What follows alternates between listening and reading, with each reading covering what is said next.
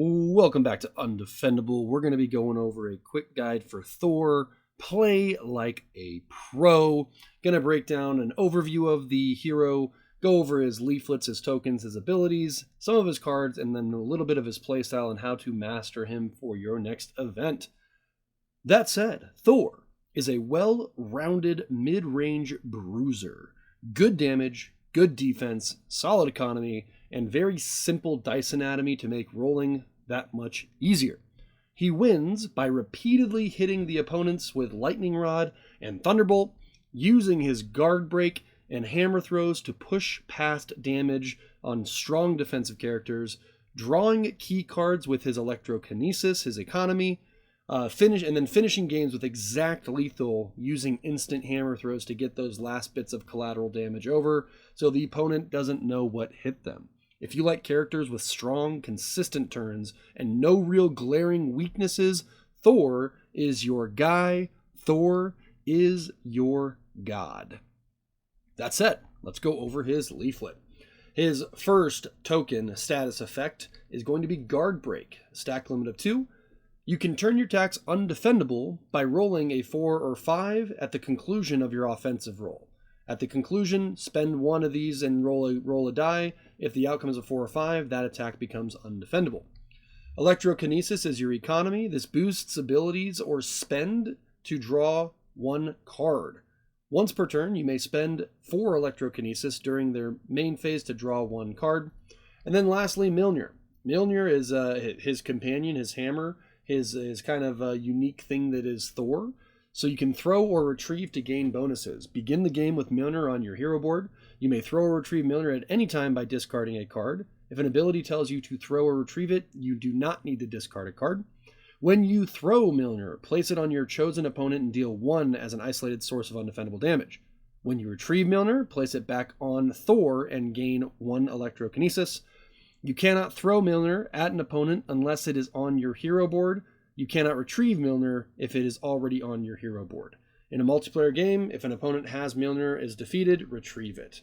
All right, let's go over his ability super quickly, and then we'll dive into some of the other stuff. So, Hammered is his basic attack. It's a 4, 5, 7 defendable damage, and you get to throw Mjolnir. One thing to note with Mjolnir, it says throw, right? It does not say retrieve. So, if your opponent is holding Mjolnir, and you do a hammered, you do not get to retrieve it back from this ability. Now what you could do there is you could discard a card to retrieve it back, because you can discard any time to throw or retrieve it. So if it's on your opponent, discard a card, you retrieve it back, and then the ability you would throw it back to your opponent. Odin Force, deal 5 damage and roll 5 dice. Throw or retrieve a Mjolnir on 2 hammers. Now the interesting thing here is if you roll 4 hammers, you would be able to throw and retrieve, or retrieve and then throw. You would activate that. Actually, nope, I lied. You would not activate that twice. It is an on. So you only get 1. So if you roll 4 hammers, you do not get to do this twice. On 2 helms, or worthies is what they're called, gain a CP, and then gain 1 electrokinesis whenever you roll a lightning. Now, if you roll 4 lightnings and you have no electrokinesis, you would gain 4 electrokinesis, right? Then, after all that is done, add 1 damage per electrokinesis you have on your board. Mighty Summons. Gain 2 Guard Break and heal 2. If you have Mjolnir, gain 3 electrokinesis. Otherwise, if your opponent has Mjolnir, you would retrieve Mjolnir, deal 3 collateral damage to that player retrieving it from. So let's say your opponent has it, you would retrieve it, deal 3 damage to them, and you would gain an electrokinesis because you are retrieving Mjolnir, right? Chain Lightning, roll 3 die, deal damage equal to the total roll value of any 2 of these dice. Additionally, deal 2 as an isolated source of collateral damage to a chosen opponent. So very similar to the Barbarian Overpower, except you would roll 3, choose the top 2 damage of those dice, deal that damage, and you would also deal an additional 2 as isolated source of collateral. Lightning Rod, this is going to be your bread and butter. This is going to be the ability you likely activate the most. It's a small straight, deal 7. If the opponent you are attacking has Mjolnir, deal 9 damage instead. Otherwise, gain electrokinesis.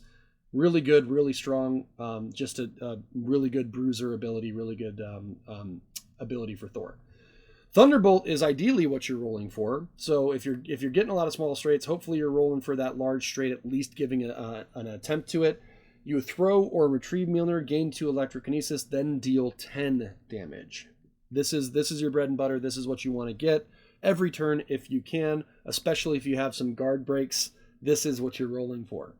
Thor does not really chase 6s, but if you do happen to roll into Bolted Lightning, or you have dice mods and you're going for your ultimate, Bolted Lightning is really strong. Throw and retrieve Mjolnir up to 2 times, gain 2 guard breaks, then deal 7 damage, add 1 damage for electrokinesis. And then lastly, your defense. Your defense is actually really, really good just as a basic. Obviously, we'd want to upgrade this if we could, because Thunder Wheel with the upgrade is just really, really nasty. But on 2 hammers, throw or retrieve Mjolnir. Helms, you prevent 2, and then on lightning, you would gain electrokinesis, right? So really, really good stuff there. And yeah, that's what you're looking for. So one thing to note with Thunder Wheel as well is if you do get the upgrade, you would roll 4 dice. So you could potentially prevent 8 damage. So this goes from like a really solid defense to a really annoying wall.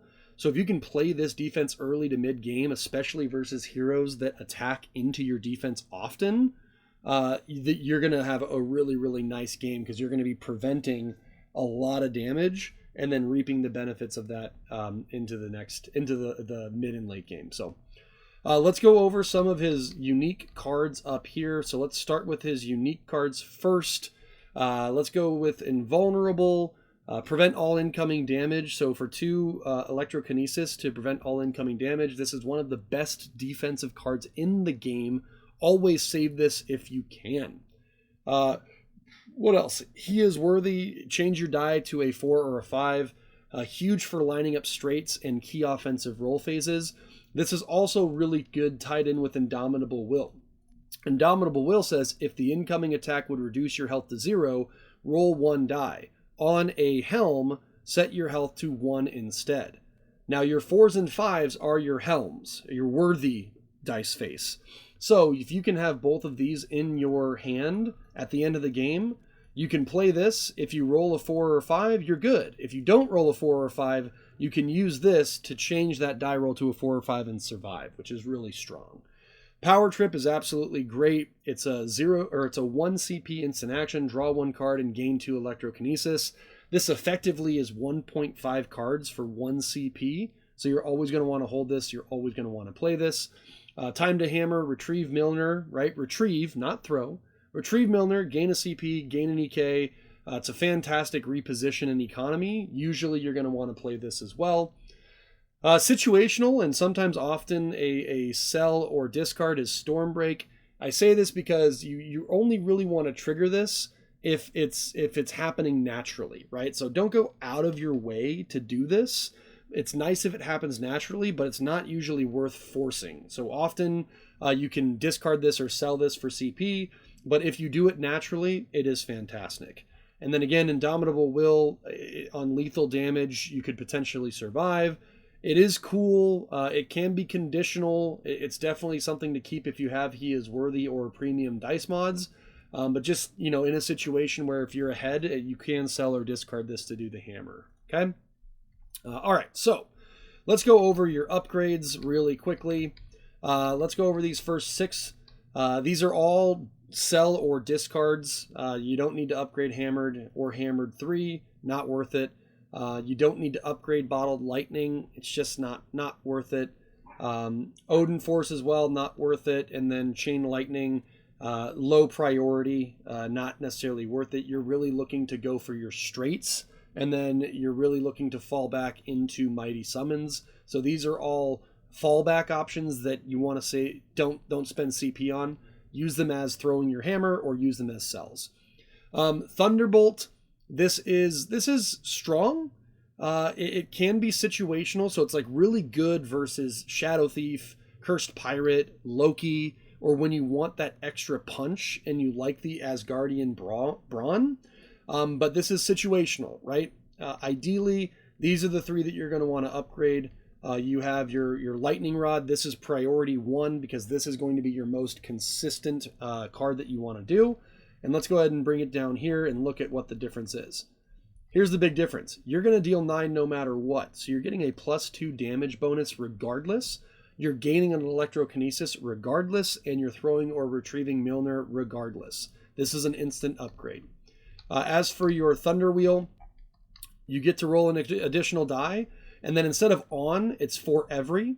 So you have the potential of throwing and retrieving Mjolnir, so activating that twice instead of once.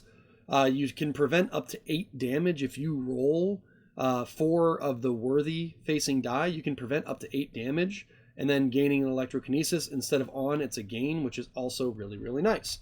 And then the last one I would definitely upgrade is Mighty Summons. Very strong versus heroes with strong defense, because you're going to gain the guard breaks, you're going to heal for 3 instead of 2, and then you're going to deal 4 collateral damage instead of 3. And then, yeah, you also get access to Boom Boom, which is a nice fallback if you're pushing for Chain Lightning, or if you're pushing for Bottled Lightning or your ult, you're generally going to have that access to Boom Boom, which is really, really good. Woo! All right, so step 1 of your game plan, you're going to want to choose between really 2 paths. If you're versing a hero with strong defense, for example, Paladin, Ninja, Cursed Pirate, etc., you have one path. If you're versing an opponent with a weak or average defense, you have a separate path.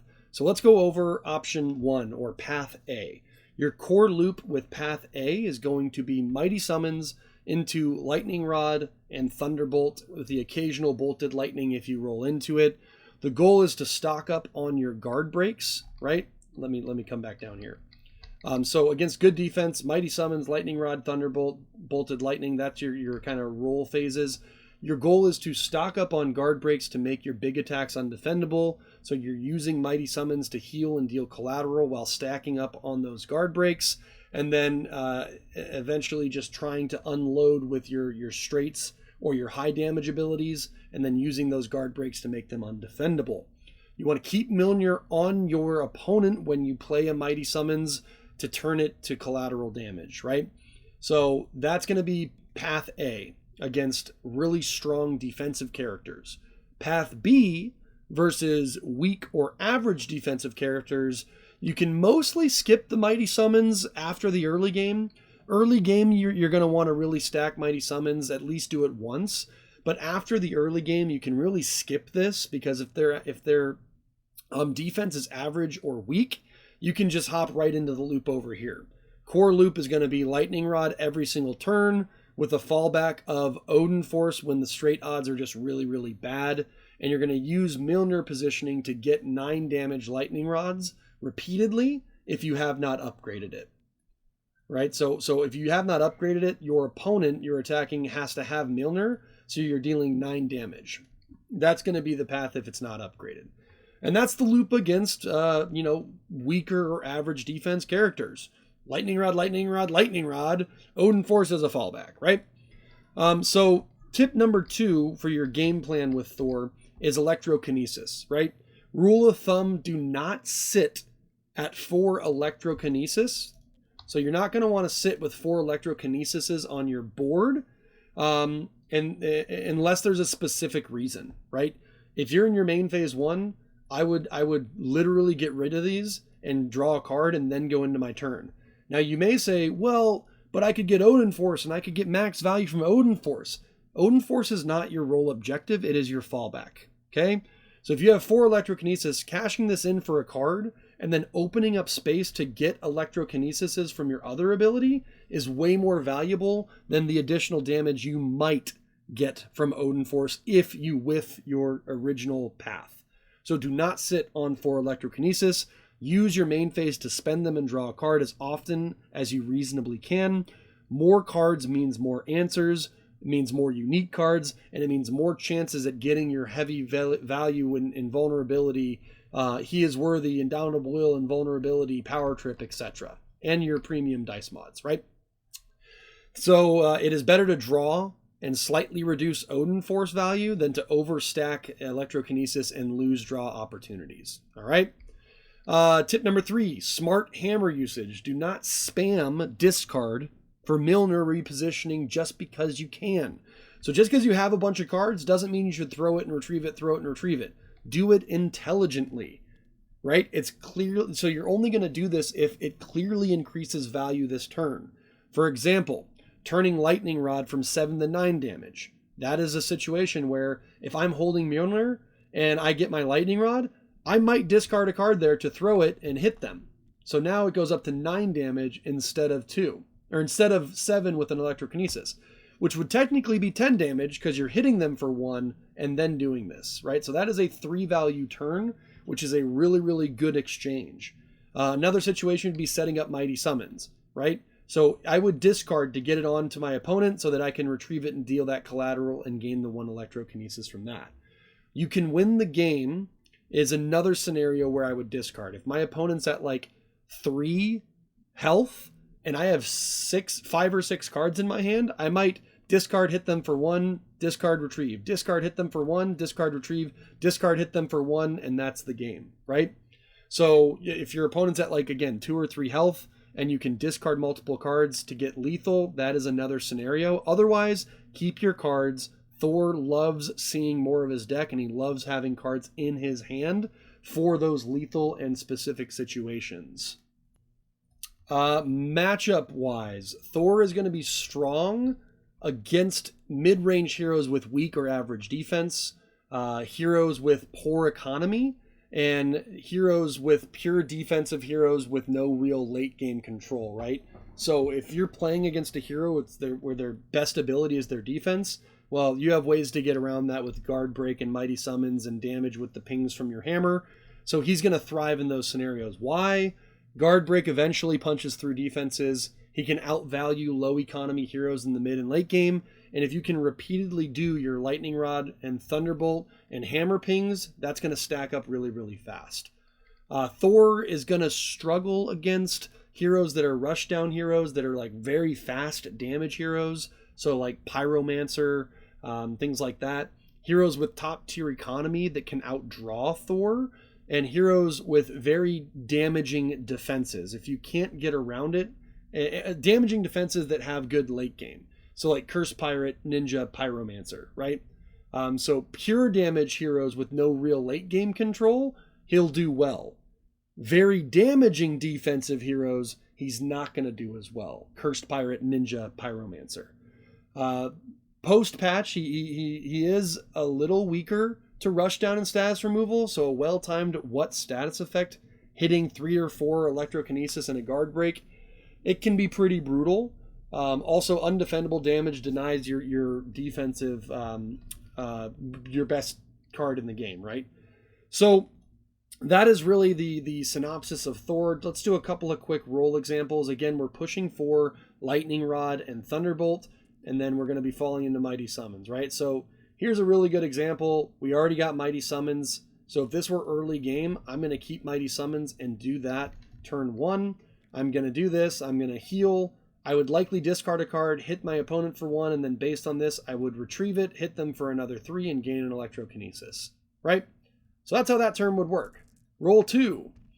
We got it again, but we're not going to do it this time, right? I don't want to do that because I already have the guard breaks, and this is really where I really want to start pushing for that Lightning Rod. So I'm going to keep a 4 and a 2, and we're going to roll again. Okay, that's not that ideal. I may keep a 4 here, push for Odin Force, and then I might have to go to Mighty Summons. But again, I'm trying to force this out. We didn't quite get it there, which is unfortunate, but we would go Hammered for 5. And since Mjolnir's on us, we would also throw it, so it would actually be 6, right?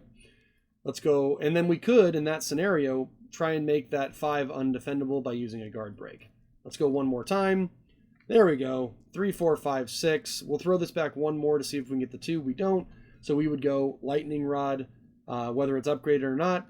If I have Mjolnir on me, I'm going to discard a card to throw it on them to have it deal 1 plus 9 damage.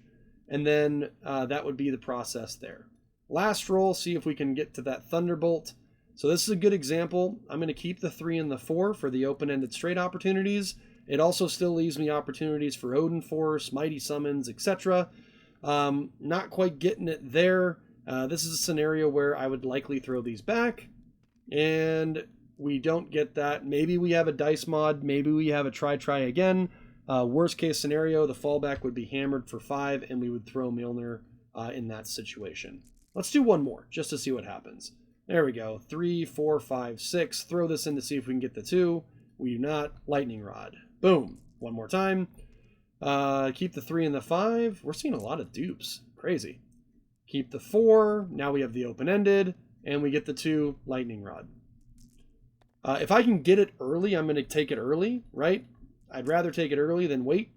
There we go. There's the small. And I would probably just do Lightning Rod roll 2. But let's see if we can get a 5. There we go.